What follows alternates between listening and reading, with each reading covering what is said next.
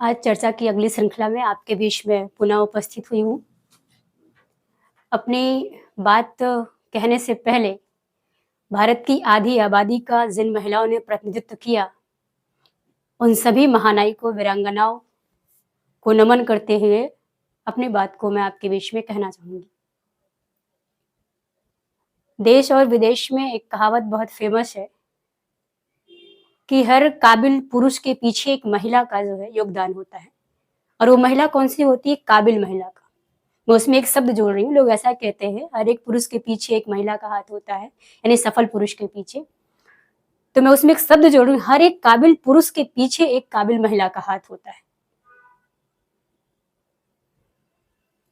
तो अगर हम इस बात को एक व्याख्यात्मक तौर से देखना चाहे और भारत के पर्पज में देखना चाहे या विश्व के पर्पज में देखना चाहे, तो उसमें एक चर्चा छिड़ के आती है कि सबसे पहले अगर कोई सच्चाई की मार्ग पे चला, किसी ने हमारे जीवन जीने का आधार दिया, जीवन कैसा होना चाहिए, सबसे पहले वो नाम आता है सिद्धार्थ गौतम बुद्ध का।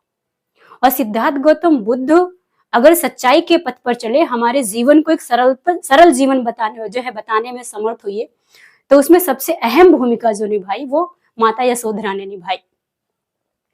माता यशोधरा, जिनको हम कपिलायनी नाम से भी जानते हैं, वो कपिलायनी भी कहा जाता था। और जो वो और भी जो वंश है उनमें जो उनका नाम मिलता है, जैसे बुद्ध वंश में हम भद्दकच्छना नाम ले लेते हैं, जातक में माता यशोधरा का नाम वो बिंबा था, ललित विस्तर में माता यशोधरा का नाम गोपा था। लेकिन जो बहुत प्यारा नाम निकल के आया, जो लोकप्रिय रहा, लोगों के बीच में जो चर्चा में आया, वो रहा यशोधरा। शाक्य जो कुलवंश था उससे वो सुप्रबुद्ध की वो जो है पुत्री रही, उनकी बेटी रही। तो माता यशोधरा का जो योगदान रहा वो भुलाया नहीं जा सकता। भारत की आधी आबादी में सबसे पहला नाम अगर किसी का आता है तो माता यशोधरा का आता है, क्योंकि हम सभी ने बुद्ध को पढ़ा और हम सभी ने पढ़ने के साथ साथ माता यशोधरा को नहीं पढ़ा, माता यशोधरा के त्याग समर्पण को नहीं जाना।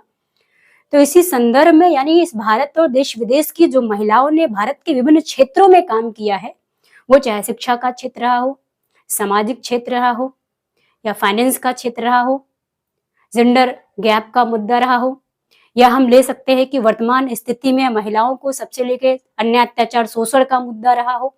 हर मुद्दे पे जिन क्रांतिकारी विद्रोही महिलाओं ने आवाज उठाई, उन क्रांतिकारी महिला विद्रोहियों की एक नई पुस्तक आपके बीच में बहुत जल्द ही आने वाली है।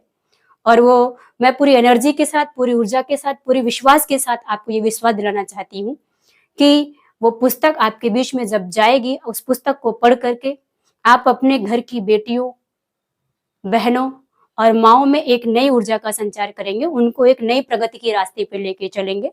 और ये उम्मीद करती हूँ हर बेटे का ये कर्तव्य होगा, वो किताब अपनी माँ तक पहुंचाए। हर भाई का ये कर्तव्य कि वो अपनी बहन तक ये पुस्तक पहुंचाए। हर पति का ये कर्तव्य अपनी पत्नी तक वो पुस्तक जरूर पहुंचाए, ताकि हम ये जान सके कि हमारे भारत देश में देश विदेश की महिलाओं ने, जो भारत की आधी आबादी है, जो योगदान दिया है हमारी मुक्ति को लेकर के, हमें समता में रहने का जो विचार दिया है, मान सम्मान स्वाभिमान जो हमें जीने का मिला है, वो महिलाओं ने किस तरीके से किया है, वो आज हम कितना कर पा रहे हैं या हमें क्या करना चाहिए, ये सारी चीजें जो है उसमें व्याख्यात्मक रूप से लिखी होंगी। और फिर चर्चा की अगली श्रृंखला में आपसे फिर मुलाकात होगी। तो पुनः आपको धन्यवाद और सभी को नमो बुद्धाय।